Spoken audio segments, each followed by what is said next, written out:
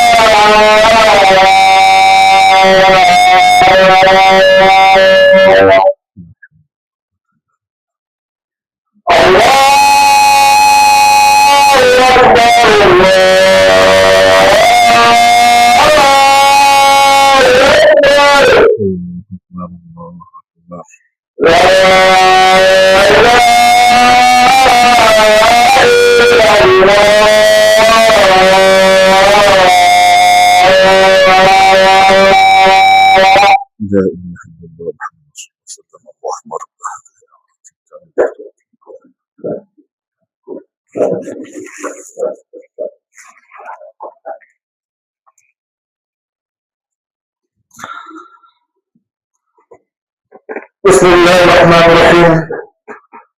أيها الإخوة الأعزاء، السلام عليكم ورحمة الله وبركاته. إن الحمد لله نحمده ونستعينه ونستهديه ونستغفره، ونعوذ بالله من شرور أنفسنا ومن سيئات أعمالنا. من يهده الله فلا مضل له، ومن يضلل فلا هادي له. أشهد أن لا إله إلا الله وحده لا شريك له، وأشهد أن محمدا عبده ورسوله صلى الله عليه وسلم. عباد الله، اسمعوا ماذا يقول مولانا هذه اليوم بعد أعوذ بالله من الشيطان الرجيم. بسم الله الرحمن الرحيم. يا أيها الناس اتقوا ربكم الله الذي خلقكم من نفس واحدة وخلق منها زوجها وبث منهما رجالا كثيرا ونساء، واتقوا الله الذي تساءلون به والأرحام إن الله كان عليكم رقيبا. وقال أيضا يا أيها الذين آمنوا اتقوا الله وقولوا قولا سديدا يصلح لكم أعمالكم ويغفر لكم ذنوبكم، ومن يطع الله ورسوله فقد فاز فوزا عظيما. وقال أيضا يا الذين آمنوا اتقوا الله حق تقاته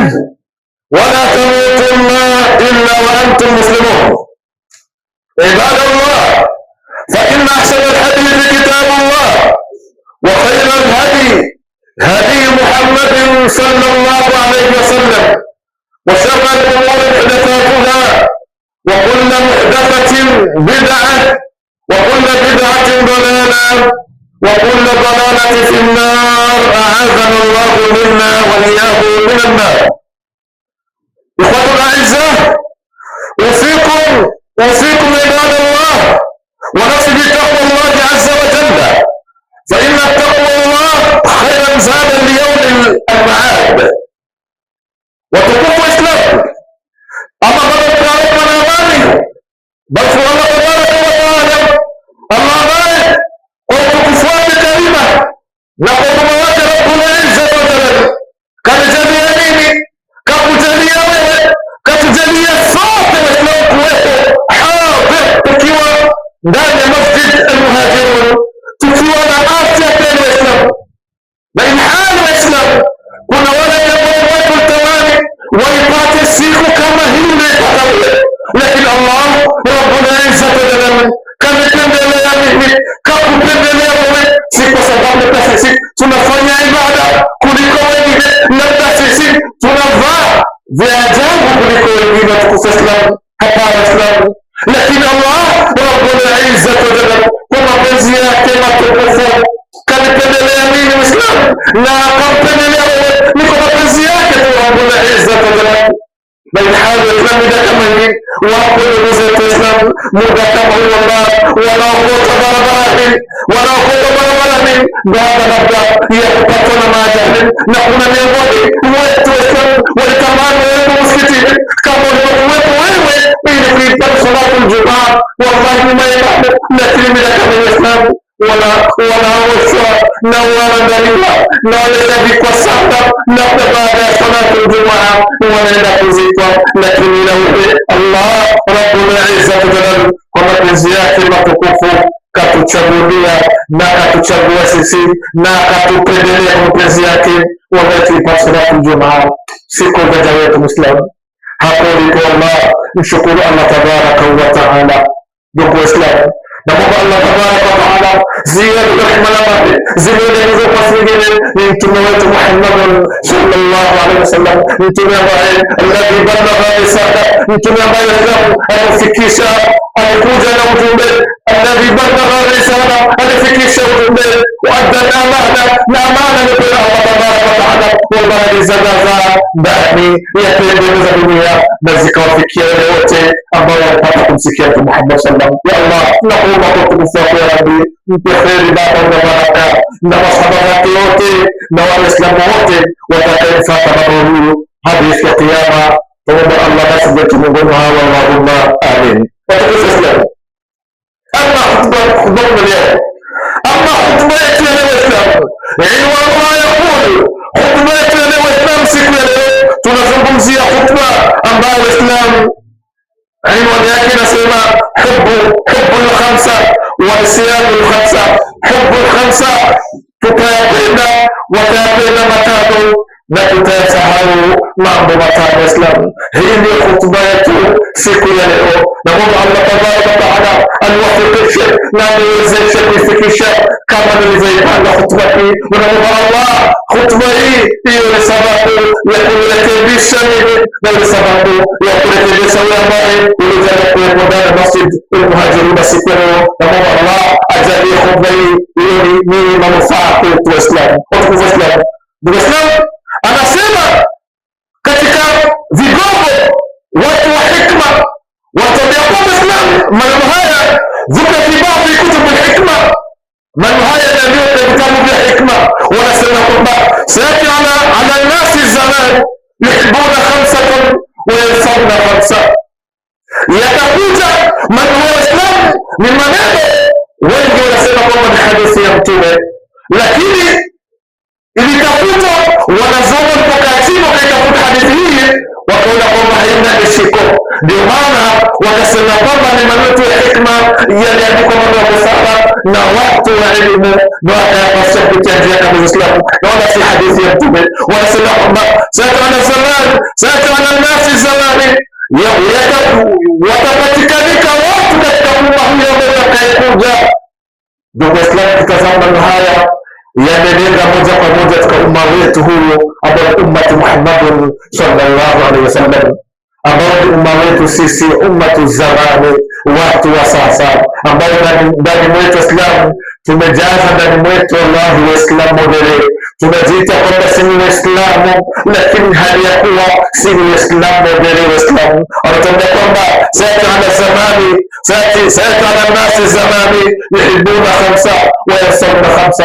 Katika watu wa zamani hao, watu ambao wataikuta umma huyo watathibitika kuyapenda mambo matano, watayapenda mambo matano na watayasahau mambo matano. Tukufu Islamu, ainuni adhanakum, inakuombea tukufu Islamu popote mlipo, niazimeni masikio tusikile kitu gani ambacho watu wa fusha, watu wa hikma wanasema kitu gani zidi ya maneno ya Islamu. Hubbul khamsa, kumbuka Islam, kuyapenda matano na kuyasahau matano. Na Allah tabaraka wa taala anadhihirisha ile kusema kwamba katika Qur'an, kusema kwamba a'udhu billahi minash shaitani rajim, bal tu'thiruna hayata dunya wal akhiratu khairun wa abqa.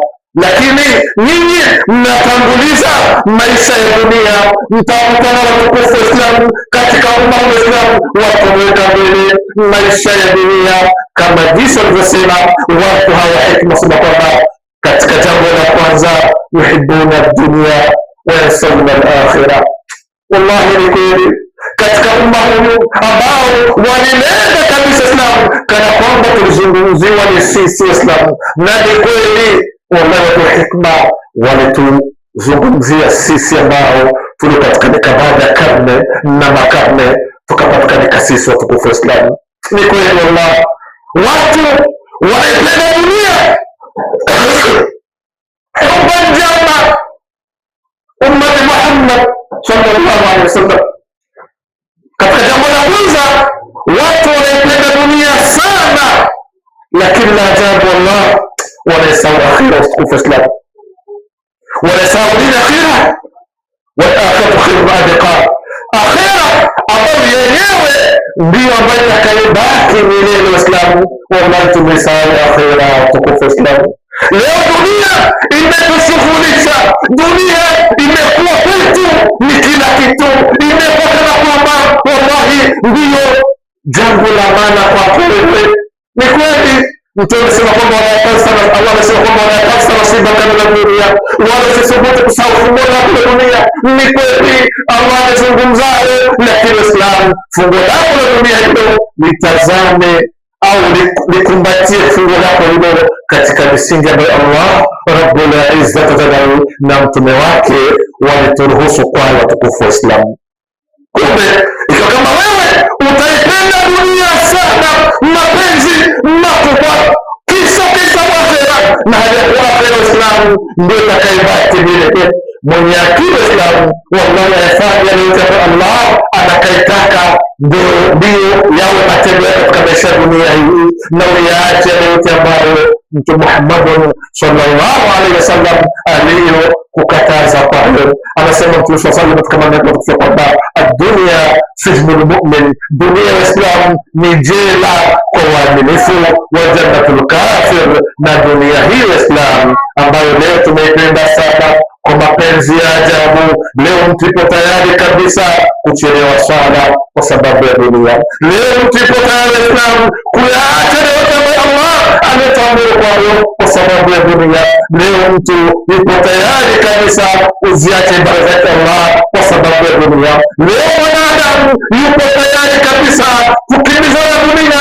Leo wanakimbia huko dunia, mbona usijaona katika hiki ndugu yangu, acha tu na pambana ili tuweze kupata nyumba. Wewe mtu wa Allah, adu Allah, wewe dunia hii isikudanganye. Wanaisaidia mapuzi, anasema Allah kwamba wama hayatu dunia illa mata'ul ghurur, haiko uhai wa dunia isipokuwa starehe tu. Islam ya muda mfupi tu, starehe ambayo ya upuuzi kabisa. Tukufu Islam, mwenye akili pambana na kuitafuta akhira, maana akhira hiyo ndio ambayo itakayobaki milele. Tukufu Islam, tukufu Islam, anasema tufanye na kwamba alimuhusia siku moja mmoja wa sahaba, anasema kwamba ya bunayya, ewe mwanangu, anasema kwamba kun fi dunya ka'annaka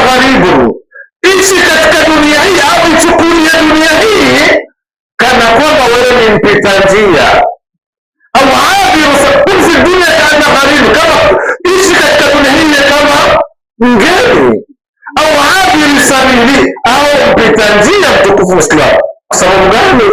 Masahaba waliistafidi dunia na wakaifahamu dunia kwa kama wallahi si kitu cha maana, si kitu cha kubeba Uislamu, si kitu ambacho kitakufanya wewe ukikupie sana. Hebu watafanya Uislamu wangapi ambao wafahamu katika maisha ya dunia waimiliki vya kumiliki, Allah tabaraka wa taala ni wapa vingi katika mali hizi, lakini leo wako wapi Waislamu?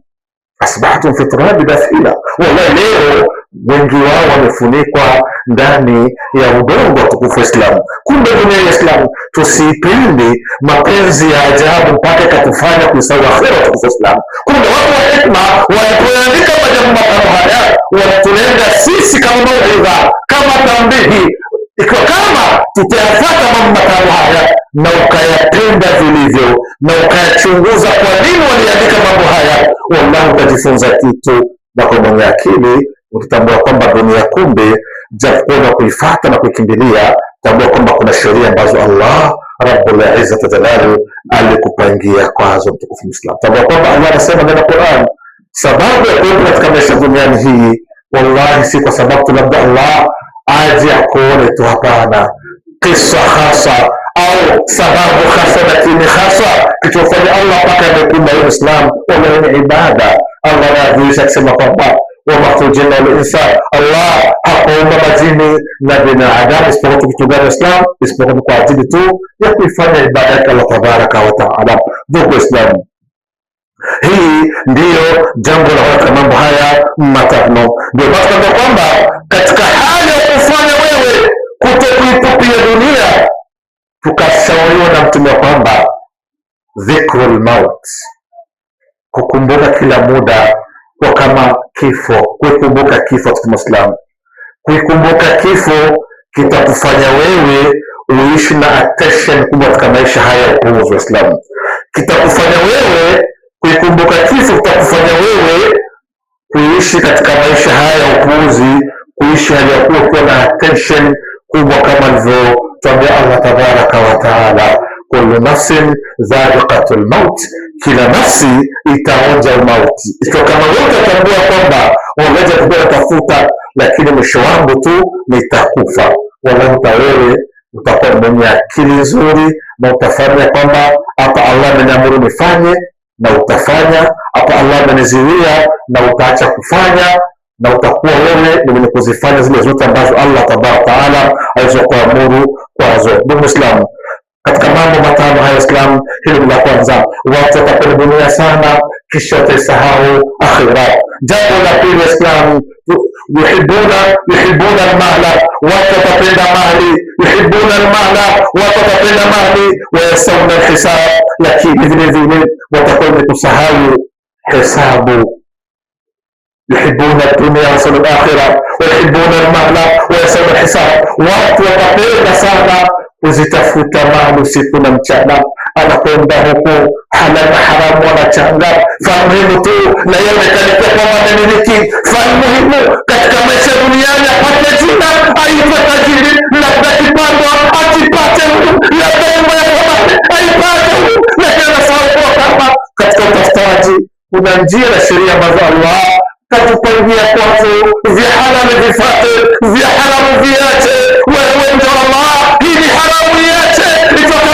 Ukiona kwamba kuuza mali na kadhalika, hizi zitakuwa pesa ya Islam ni haramu, hesabu yake kwa Allah itakuwa nzito kwa mtukufu Muislamu. Ndio maana tukwambia kwamba yuhibbuna almala, watapenda mali hubban jamaa, na Allah kaeleza katika Qur'ani, yuhibbuna almala hubban jamaa, watapenda pesa katika mapenzi ya ajabu, lakini wakasahau kama pesa ambayo wataipenda wallahi ina hesabu kubwa mbele yake Allah tabaraka wa taala. Allah ataanza kuhesabu moja baada ya nyingine, akikuuliza umepata pesa vipi? Hii pesa je, ulipata katika njia halali?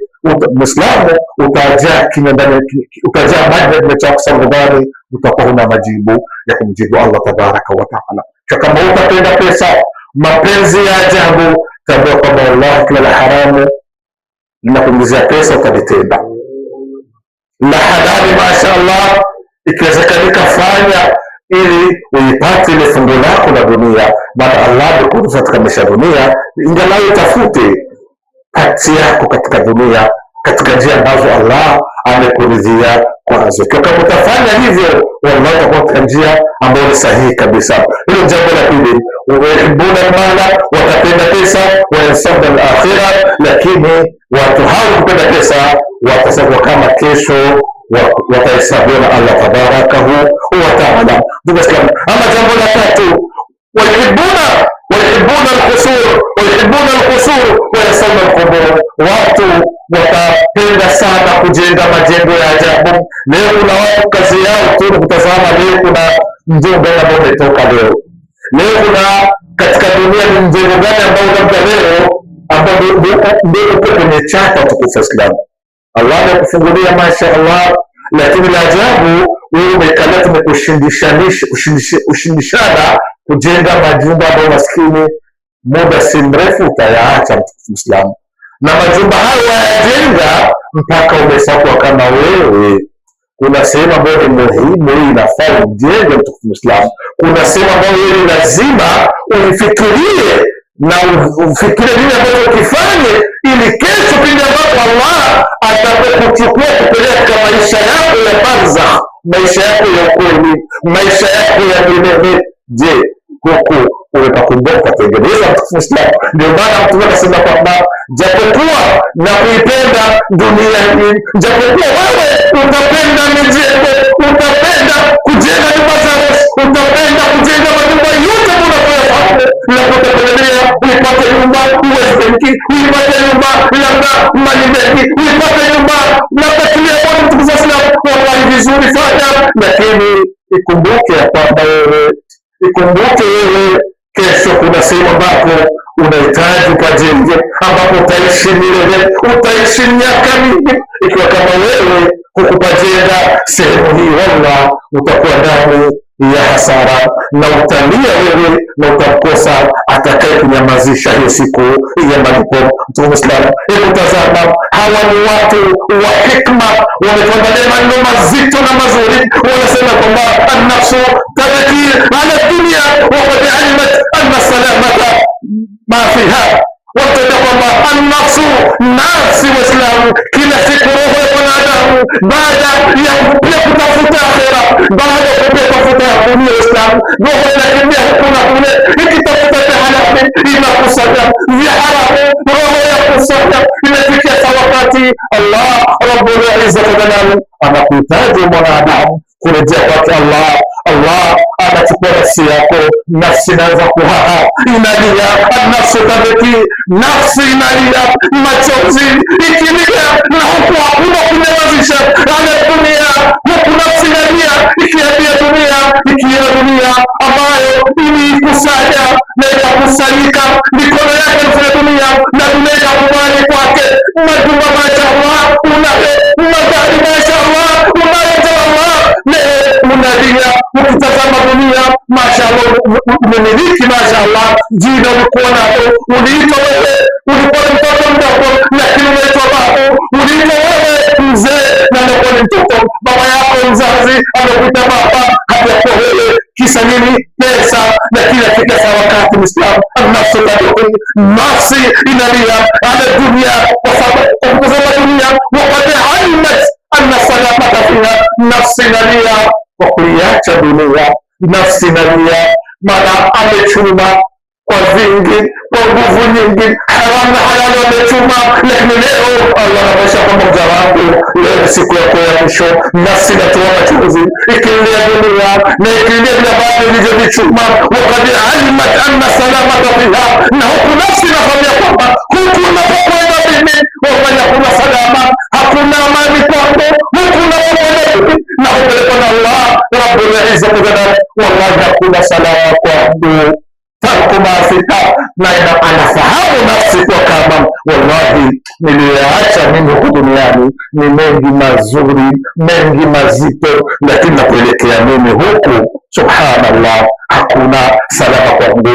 La dara lilmar'i ba'da mauti yaskunha. Wewe mwanadamu, wewe ambaye unakusanya halali haramu, umeona kwamba kunifanya hivyo kwa bora, kazi ya bandi wauza na ukasema mashallah, hapo ni kazi yako halali kufanya, na kuchukua halali na haramu wakichanga. Tambua kwamba Allah anasema wala tabsu alhaqqa bilbatil, usisumburu kwa haki na batil ukavichanga. Hadi kuna kwamba hii pesa yangu mashallah nimetolea jasho ni halali, nimeshevu nikaipata, hii ni halali, lakini unasema hapo pembeni vya haramu, unauzia watu mandi, unauzia watu mirungi, unauzia watu siku za wizi. Tambua kwamba pesa ukichanga, wallahi kisheria vyote vinakuwa ni haramu. Unatambua kwamba ile pesa yote hii nimeipata, kuna halali na kuna haramu.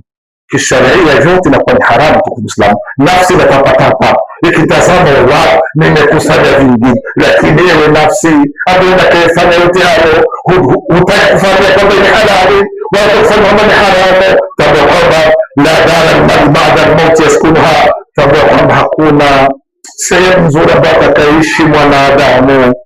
Tambua kwamba hii mwanadamu ambao uliopenda dunia mapenzi ya ajabu, wewe uliopenda pesa yako vya haramu na halali ukavichanga, tambua kwamba hakuna sehemu ambapo utakapoishi wewe baada ya mauti wako.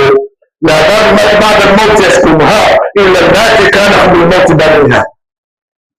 Usitarajii kwenda kuishi sehemu nzuri kabla baada ya mauti wako, isipokuwa ile sehemu ambapo ulitengeneza pindi ambapo ulipokuwa ni mzima. La dara liman yaskunha, hakuna sehemu nzuri atakayeishi mwanadamu baada ya kufa yeye mwanadamu, illa allati kana qabla al-mauti baniha, isipokuwa ile sehemu uliyojenga pindi ambapo ulipokuwa mzima. Mtukufu Muislamu, tutazama ni wallahi hapa yanastahili kuwekwa kwa wino wa dhahabu. Mtukufu Muislamu, kwa kama wewe maneno haya maana yake ni hivi: katika maisha duniani Allah anakuruzuka na kufungulia, ishi katika dasturi na misingi ambayo Allah anakaitaka ya Rabbul Izzati wa Jalal. Ukiishi hivyo kama anataka Allah, wallahi mambo yako yatakuwa salama. Bimaana inapotolewa adhana, unaacha shughuli zako kukimbilia msikitini, umesali masha Allah, unaijenga kaburi yako wewe, nyumba ya thamani, nyumba ambayo Waislamu itakuwa nyumba ya fahari, utaishi miaka na miaka. Unaijenga kwa mambo yalikuwa mazuri, unaijenga kwa kuridhia kile ambacho Allah alichokupa kwacho, unaijenga nyumba yako ya thamani kwa kuyafanya yote ambayo Allah Rabbul Izzati wa Jalal aliyokuamrisha kuyafanya ukayofanya, na unaijenga nyumba yako ya thamani ya kaburi kuyaacha yote ambayo Allah na mtume wake alikwambia ni haramu usiyafanye na ukayaacha. Tambua kwamba Allah umeijenga nyumba yako ya thamani. Waislamu, la dara liman ba'da al-mauti yaskunha, hakuna sehemu nzuri ambayo atakaishi mwanadamu illa allati kana qabla al-mauti baniha, isipokuwa ile ambayo ulijenga kwa mkono wako kwa badonga liki mzima. Fabanaha bikhairin maskanha, kama wewe utakuwa matendo yako wewe ya duniani kabla ya mauti yako ulikuwa ukiishi chini ya misingi na chini ya desturi za haki Allah, chini ya mafunzo aliyokufunza na Mtume sallallahu, basi wewe utakuwa umejenga nyumba yako wala nyumba nzuri. Banaha kama maskani itakuwa nzuri, wa banaha bisabin khaba biha, na ikiwa kama wewe ni mja ambaye haramu ulikusanya na ukala amri zake Allah ulizikanyaga, ukaichukua haramu kwa upande wa halali na halali kwa upande wa haramu, nje wa Allah, tambua kwamba Allah utakuwa ndani ya matatizo hiyo siku ya siku.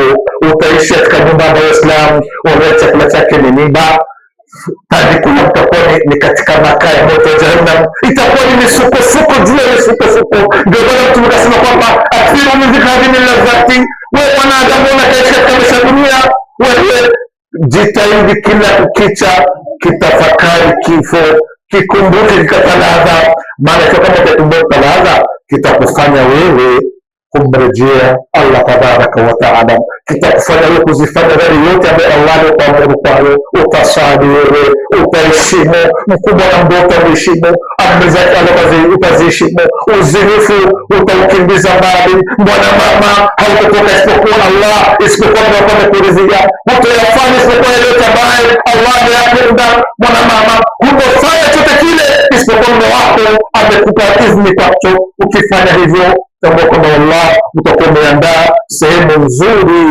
ya kufikia ambapo ni katika maisha yako ya milele. Katika jambo la nne katika mambo matano haya anasema watambia kwamba yuhibbuna almakhluqati wa yansawna alkhaliq. Watu wanaga katika umma huyo, katika watu wa zamani hao, katika umma wetu huyo, watu watapata kupenda sana makhlukati, watapenda viumbe, watu watawapenda wake zao sana, watawapenda wake zao, watawapenda kwa mapenzi ya dhati.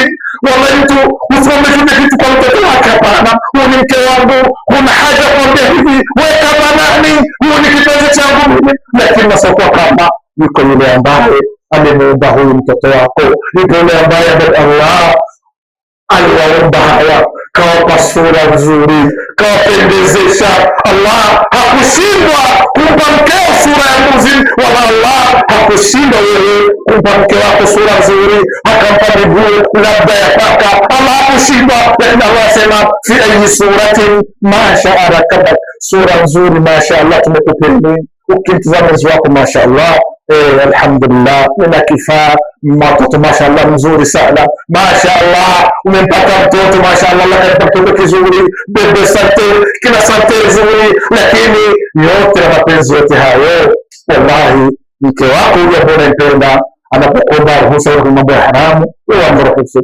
Mume wangu kama ruhusa kwenda kitchen party, wewe nenda mke wangu, unafanya kama kuna yule ambaye ameomba huyu ana amri na sheria zake ambazo zikumbia kwazo, na amekuamuru wewe mchunge huyo, wewe wajibu wake kumchunga huyo.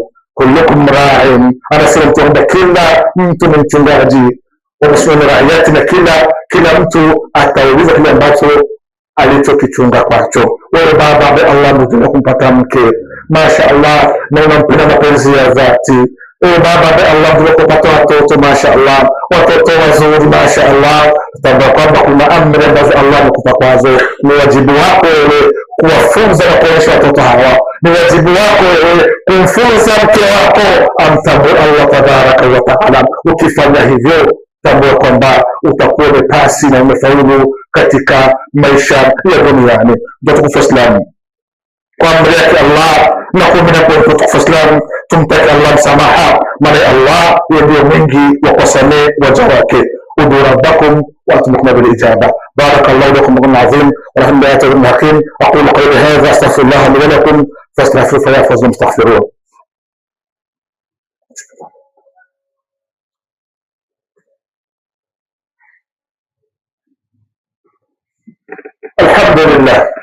الحمد لله الذي جعل الدنيا سجن المؤمن وجنة الكافر.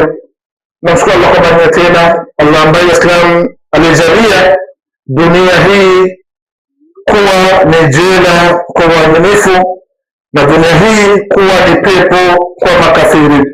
Utukufu Islam, kumalizia kutubu leo ni mambo matano tuliyozungumza siku leo ambayo yalipatikana katika vitabu vya watu wa hikma, wakisema kwamba katika umma ambao unakuja ummatu zamani, hususan kusudia ni umma wetu huyo, watu watapenda mambo matano kwa sababu matano. Jambo la kwanza kwamba watapenda dunia na watasahau akhira, na jambo la pili watu watapenda mali lakini watasahau kama kuna kuhesabiwa, na jambo la tatu Islam watapenda viumbe lakini watasahau kama kuna yule ambaye aliyeumba viumbe hawa ambao tunakawapenda. Watukufu Muislamu, hadithi hii au maneno haya ya hikma, ikiwa kama wewe utayashika na ukayafahamu uzuri na undani wake, wallahi utatambua kwamba nini ambacho tupaswa kufanya katika maisha ya duniani. Kwa kama wewe utayaacha kama jinsi alivyo, tambua kwamba Allah siku ya kiyama atakuuliza na atakuadhibu adhabu ambayo wallahi hakumwadhibu mja yote katika maisha duniani. Ndugu Muislamu, ndio hotuba yetu leo. Mambo matano yazingatie siku ya leo, kuyapenda matano na kuyasahau matano. Wajibu wako wewe ya kufaa yote matano yapende, maana ukiyapenda kwa moyo thabiti, wallahi utatambua kwamba Allah anachokuamuru kwacho utakifata na Allah anachokataza kwacho utakiacha. Mtume sallallahu alaihi wasallam alipokuja kufahamisha tambua kwamba ma yantiqu anil hawa, aliyasema yote Mtume, wallahi ilikuwa si kwa matamanio yake, ilikuwa ni wahi kutoka Allah tabaraka wa taala. Utambua kwamba kumbe ndio njia ambazo Mtume katupeleka kwazo ndio njia sahihi. Mtukufu Muislamu, kumbe wajibu wako wewe mambo matano haya tuyakumbatie Uislamu na tuwe katika maisha yetu ya kila siku. Ukifanya hivyo itakuwa kwako ni furaha kubwa, utakuwa umefaulu katika maisha ya duniani na kesho katika maisha mazito na mabovu, maisha ya barzakh. Utakuwa umejenga nyumba yako nzuri kama utaheshimu na kuyapenda mambo matano haya. Wajibu wako wale wako ambaye utakayadharau na ukayatupilia, maana asili yetu wanadamu twasikia kupitia kulia, tutachomoa kupitia kusoto na unaviacha viondoke. Ukifanya hivyo, wallahi itakula kwako. Ya Allah, wewe ni shahidi Mola wangu, leo nimefikisha ujumbe wako siku ya leo. Rabbi, nakuomba ya Allah yasadikishe haya ndani ya vifua vya umeme wako, na wajalie ya Rabbal Alamin, wafikishie wale ambao hawakujua kuwepo ndani ya siku ya leo, wafikishie wayapate na mtume siku ya leo.